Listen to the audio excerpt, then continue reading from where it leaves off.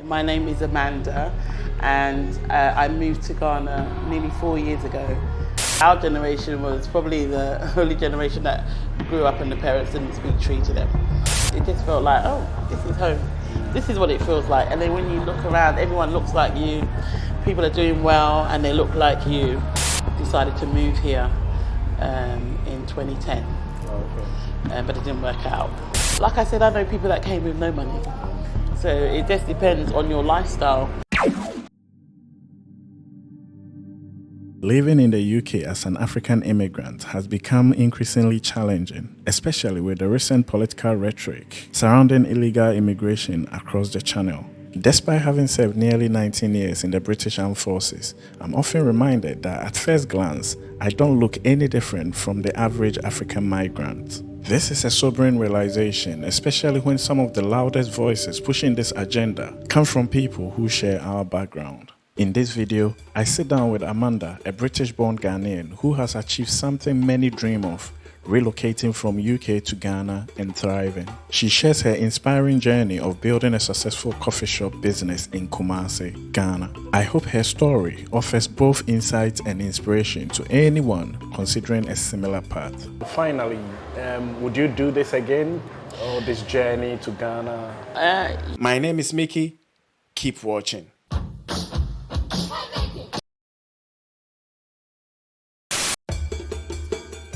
Looking for a cozy spot that blends Ghanaian warmth with British charm? Chemfre Coffee Shop Lounge and British Cafe is the perfect escape.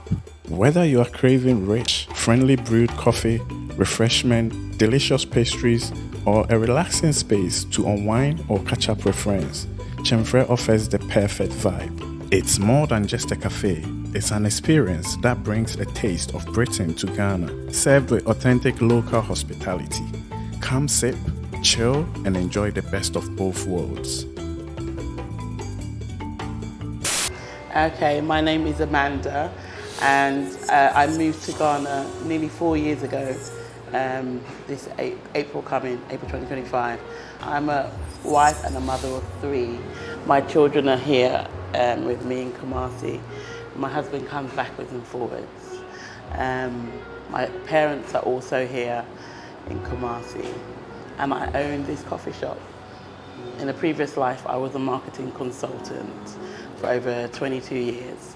And yeah, that's me really. That's good. So were you born in Ghana or were you born in the UK? I was born in London, East London to be precise, and then moved to South London. So although I was born in East London, I consider myself a South Londoner. Okay. Yeah. So how's life like? Let me say you were born in London, right? Mm-hmm. But was Ghana in the horizon for you? Did you know about Ghana or at what point did you know about Ghana?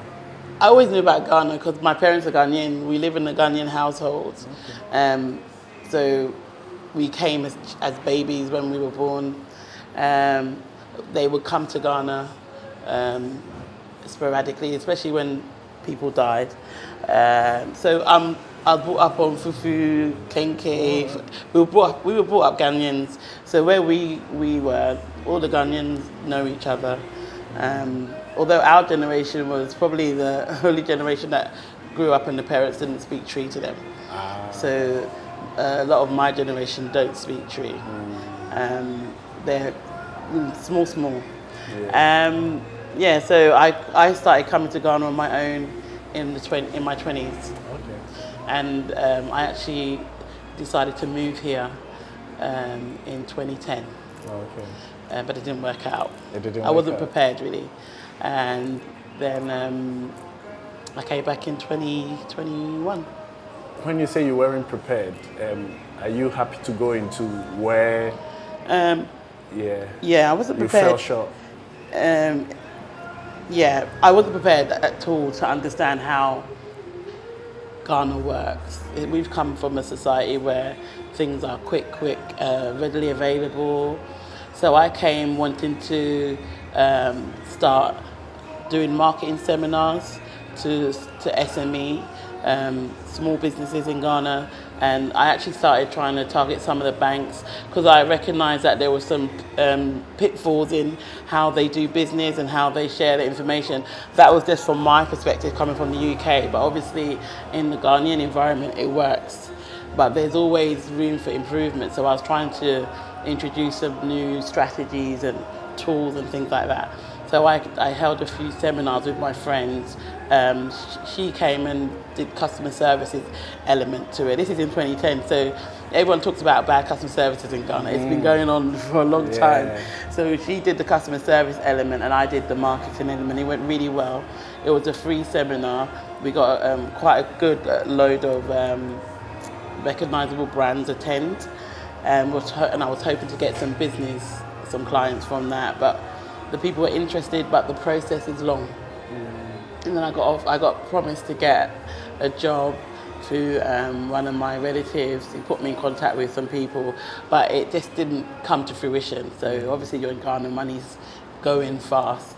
I was a contractor in the UK, so I kept getting contacted to come and work. And in the UK, I get paid by the day, and so I can earn a lot in a week. So I kept turning them down, and then in the end, I said, I'm gonna have to go because nothing's coming, and my money's running out, and I need some pounds. So that's where I say I wasn't really prepared. And then I had met my husband as well, so I went to see where that went. I met him in Ghana. He was on holiday, and he had gone back to London. So I just thought, well, let me just see where it goes. But so the rest of this is history. And then COVID hit, and then we came back in 2012 to get married. We got married here. We did traditional here, did the church, everything here, because both our families predominantly were here. And then the rest of this is history. We came back in 2021. 2020. Yeah. We will go back. So growing up in London, how was it like? How was your experience? It was fun. I mean, it's my childhood. We had a lot of laughs, had a good mixture of friends. The London culture for us is more predominantly Caribbean, West Indian influenced. So that was our influence. So you come in here of a day in the coffee shop and you'll hear a lot of bashment. That's what I grew up on, or hip hop. It was only, I say, in the mid-2000s where hip life became popular. We'd go to our family parties and hear the songs, so we know all the old high life songs and stuff like that, but it wasn't heavily influenced. We go to the family parties and we know the songs, we know the food and stuff, but growing up culturally, UK life in London was predominantly Caribbean. So would I meet you at Notting Hill Carnival if I was there? I used to go as a teenager. As a teenager? Yeah, as I got older now. You definitely would see me. You'd see a big group of us. Yeah, and it's a mixture. You wouldn't know who's who. Ghanaians, West Indians, we're all the same. So a lot of people that you speak to, they always come to the R word. When you were growing up, did you experience anything racism? Like that? Of course. Especially in my career. In my career, where you're always feeling threatened and you're obviously better than your boss. I used to work for a company, and I was the PR manager, and my marketing and communications director was who I had to answer to, the marketing communications director, and she was absolutely rubbish at her job. And she was so bad. She started when I started. The CEO of the company was racist anyway, and I think he was her friend. So she was really bad at her job, so I was picking up the slack for where she should be doing her job.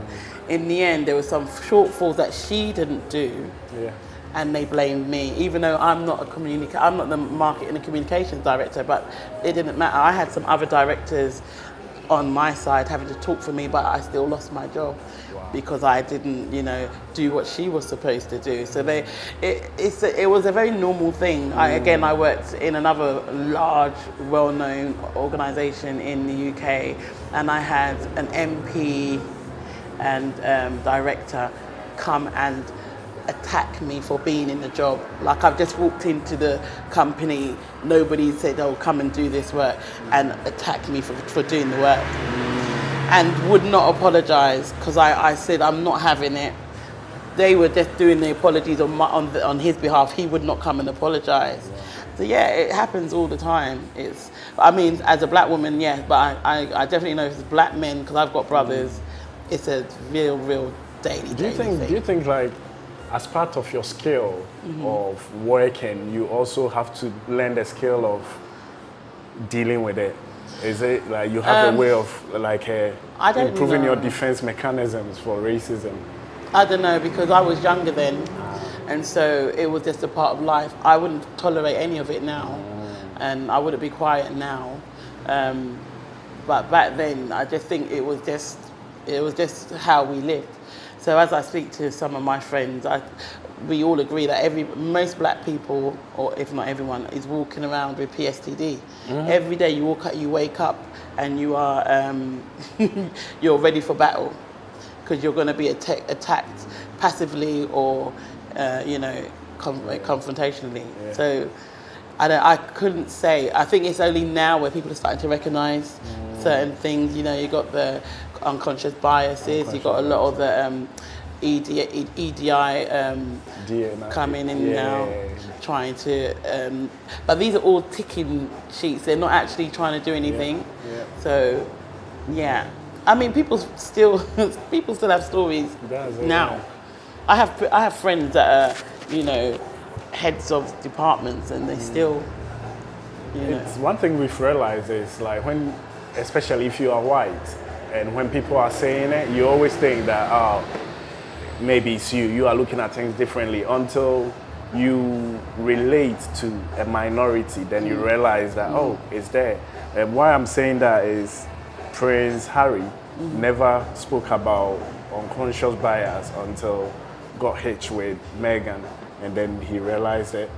Okay, so fast forward, what did you do different? How come you've been able to stick at it for 4 years? I think you have to understand what is needed. I remember preparing. It was COVID anyway, so the kids were at home. I was homeschooling them, and I was watching a lot of videos about living in Ghana, and obviously I've been coming backwards and forwards anyway, and so I realized, one, is a mindset. You need to know that if you're going, you're going to go and you're going to stay. You're not going to have a blanket to fall on if it doesn't work out, or I'm going to go back. My mind was like, if I go, I'm staying. If I have to sell pure water to stay, to have a bit of money, I will do it. I'm not going back. Obviously, I go back and forth, do you know what I mean? But I'm not going back I could not even see myself there anymore, And then I have my friends telling me, don't come back. You make the best choice. It's very hard, But I just think it was a mindset, because you can come with money and you can come without money and you can still succeed. I know people that say they came with hardly anything. I mean, it's harder for me to say that, because when I came, I was working. So, is it local? No, I was working in London. So, but because it was remote, because of the COVID, we just carried on working remotely. And so the little money that I was earning, it wasn't such a great amount. It was still a great amount, I suppose, in UK. But when it's here, it is a large amount. So that gave me a bit of a soft landing. And then they wanted me to come into the office at least once a month. And I said, I can't do that. I'm not prepared to get on a flight and do that. And plus, I was bored of the job anyway. And so I left that job, and then thought I need to do something. So this came to mind, because in Kumasi there wasn't really much places to go, like a coffee shop in the day. They had a few around, but none that I just thought it was a little bit of a gap. Now all of a sudden there's loads of coffee shops. I don't know if you've noticed since I've done this, there's loads, but everyone does their thing different, so I don't really mind. But yeah, I just did this so it gives me something to do. I've got my hands in many other things as well, but this is somewhere where I'd like people to come, sit down, have discussions. We have small events like open mics, we'll have debates, we'll do book clubs and all that sort of stuff. And a place where, this is a British cafe. Yeah. So this is a place where if you're a bit fed up of all the spice or you can't take the spice, you can come here and get something bland, but not not bland, but you know, something that's not spicy. Yeah, something that you haven't had, you know, for a while. And yeah. And this, if you're a tourist, you can come here. Yeah. And I give a lot of people a lot of information about where to go. I've got a WhatsApp group called the We Love Kumasi group. Yeah. So we have a lot of people that just share information. Yeah. And if I get people coming in that ask information about Kumasi and what to do, kind of enlighten them. Because people tend to come here for a day and go to the palace and go to the market. But when they come, I actually advise them that we have a lot of sites here. So that's another project I'm working towards, trying to get people to know what is around. But yeah, just here. So we'll come back to the coffee shop, but I can see that there was a big pull for you to come to Ghana. Why was that? And then why Kumasi? I don't know, I just felt like this was my home. When I first ever came, it was, it just felt like, oh, this is home. This is what it feels like. And then when you look around, everyone looks like you. People are doing well and they look like you. You know, there's a sense of community. Everyone is generally always happy. If you see an argument in the street, 1 minute they're arguing and shouting. We like shouting, especially here in Kumasi, shouting. Next thing you know, everybody's laughing, you know? So I don't know, it just felt like home. And it's home to me. And my family are from here. I'm an Ashanti, both my parents. Yeah, I can see you like your culture. Well, that's my family. Yeah, so. Your family? Yeah. Tell me more about it. No. Okay, so setting this up, how difficult? Very difficult. Yeah. Very. It actually was harder than the first place where we were at, which was a garden. It was absolutely nothing there and I built it up. This place is already here, but it nearly made me, it actually gave me a bit of food for thought. I was so close to just throwing the towel in. I said, you know what, this is unnecessary. I've been on other videos and spoke the same thing, but this time it actually made me realise I have to put some things in place, that I need to step away sometimes and come back. So is it the setting up or is it the whole like system? It's the system, it's the people. Okay. Yeah. See, we're used to making arrangements with people who are coming to work for you, who are skilled in those areas, electricians, carpenters, tilers, whoever they may be, any artisans, and they come because it's a job. And if they can't come, they'll communicate that. Here, no. No. So what about like the business registration and that? I already did that because I've just moved location, so all of that, very straightforward. It's very straightforward, and you can always ask people to help you.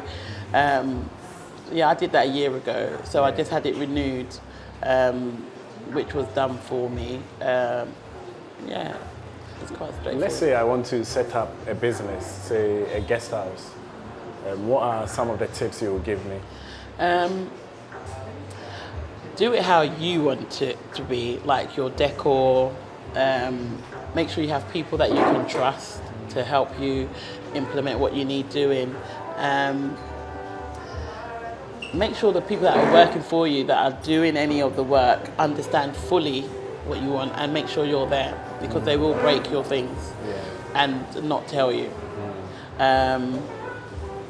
All the registration stuff, you can contact, I mean, if you're from Ghana, you'll always have somebody that you can ask who could give you advice, but the information is online as well. Can't remember what it's called, but they do have all of these things online. You have to, for me, you have to go to Ghana Tourism.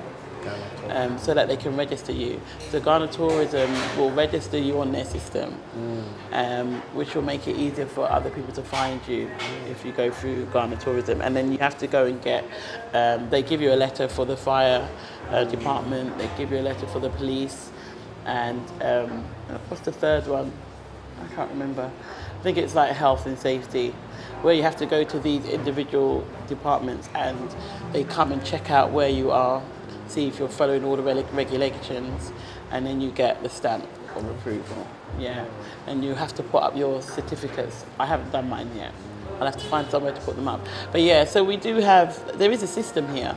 It doesn't work all the time, but there is a system and you have to follow it.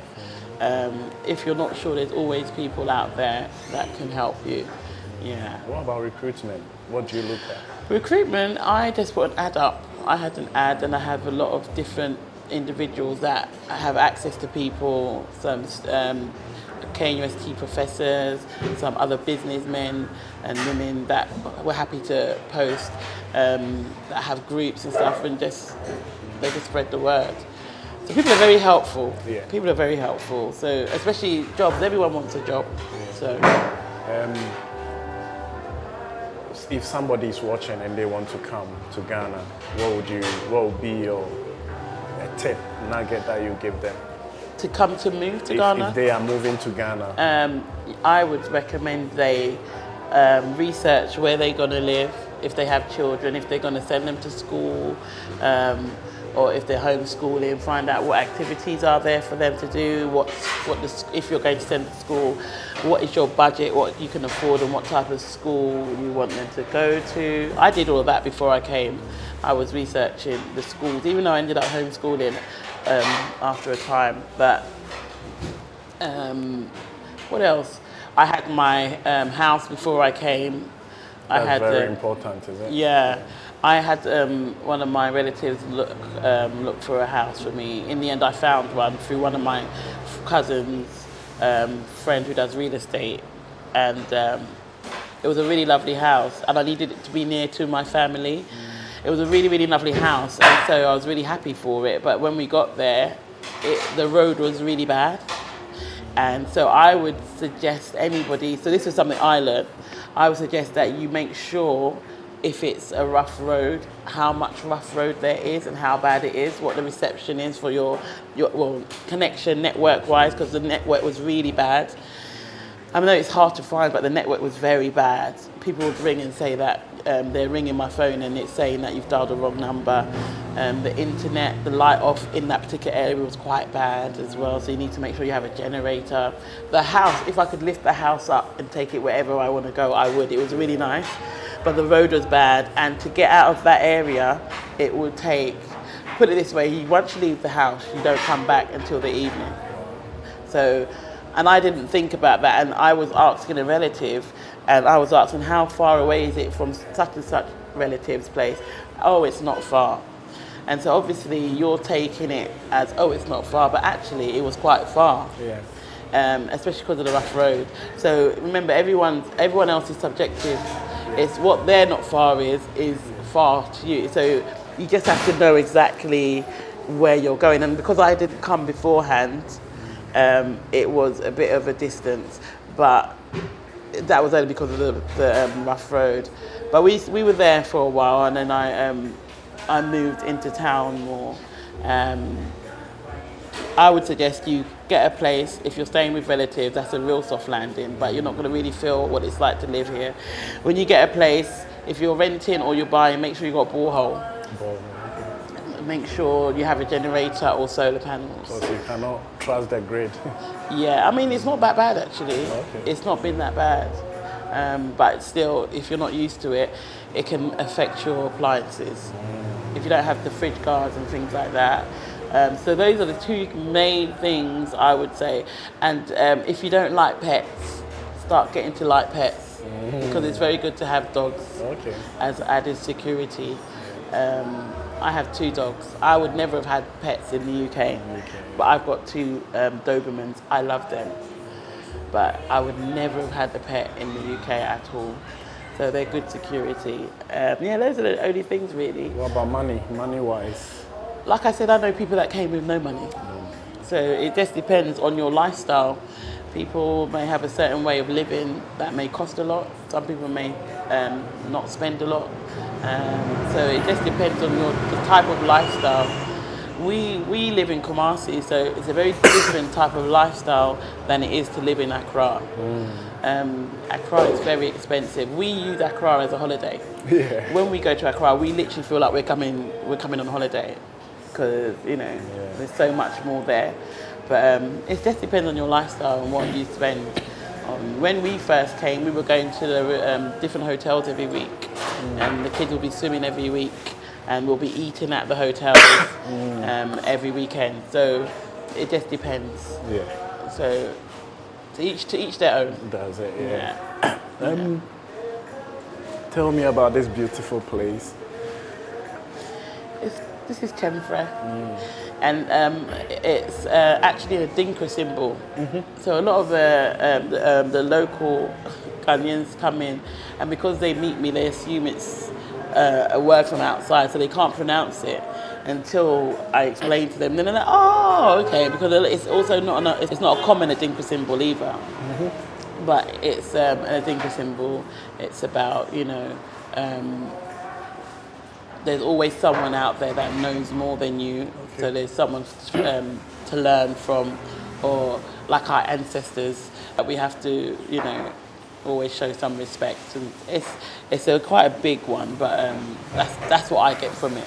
Actually, yeah, it was when I heard the name, I was like, I know it sounds Ghanaian, but I wasn't sure. Yeah. I'd never seen it. So yeah, it's an Dinka symbol. And so what people tend to do here with businesses, they give westernized names. And so I said, I don't want to do that. I want to do the opposite. So when we have visitors come in, they can take something away and learn something. So I'm a Westerner, as they say per se, and I've got a Khan name for the business. So where can they find this beautiful place? We are now in Denyami, the Micklin Road. So if anyone is familiar with Kumasi, the same street where Micklin is, Micklin Hotel, we are a bit ahead, like as if you're going to Santasi roundabout. We are by the old ladies sports bar. Is where we are on the street. Yeah. And Google Map will bring you straight. Oh yeah, it brought you, didn't it? So easy. Yeah. Is there any services that you give that people for here benefit from, like anything that? Oh, okay. Well, watching? I'm trying to do my marketing services again, particularly for Ghana here, because there's a bit of a gap here. Everyone's very much on social media, and that's only one element. I offer tours for Kumasi tours, which usually end with attending a celebration. So it depends. If you come at a certain time, you'll be able to go to a Walker Day or a Kwesi Day. A Kwesi Day is something I urge all people to try and attend.